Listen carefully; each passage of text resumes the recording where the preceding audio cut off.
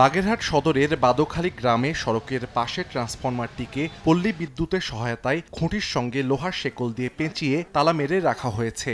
সপ্তাহ খানেক আগে ট্রান্সফরমারটি চুরি হয়। এতে এলাকাটির অর্ধশত পরিবার বিদ্যুৎহীন হয়ে পড়ে। চুরি হওয়ার স্থানে নতুন করে ট্রান্সফরমার স্থাপনে গ্রাহকদের অর্ধেক মূল্য পরিশোধ করতে হয়, যা অনেক নিম্ন আয়ের মানুষের পক্ষে কষ্টকর হয়ে ওঠে। 50 কেবি ট্রান্সফার চুরি করতে পারে, সে 60 থেকে 70,000 টাকা বিক্রি করতে পারে। আসলে এটাই চোরে এখন বর্তমানে বেশি টার্গেট করতেছে।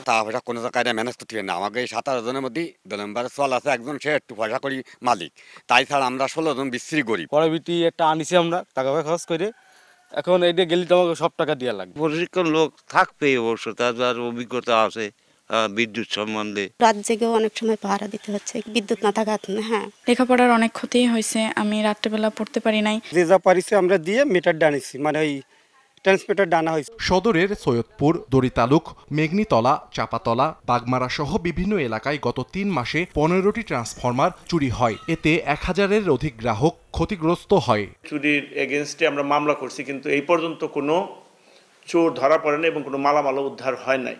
চোর চক্রের সদস্যদের ধরতে একাধিক টিম মাঠে কাজ করছে বলে জানান জেলা পুলিশের শীর্ষ কর্মকর্তা। একাধিক গোয়েন্দা সংস্থা কাজ করছে, আমাদের সাদা পোশাকে ডিএসবিকে আমরা কাজে লাগিয়েছি, ডিবি টিম পাঠিয়েছি, পাশাপাশি থানা পুলিশ তো কাজ করছে। বাগেরহাট সদর উপজেলায় পল্লী বিদ্যুতের 69,000 গ্রাহক রয়েছেন। সময় সংবাদ, বাগেরহাট।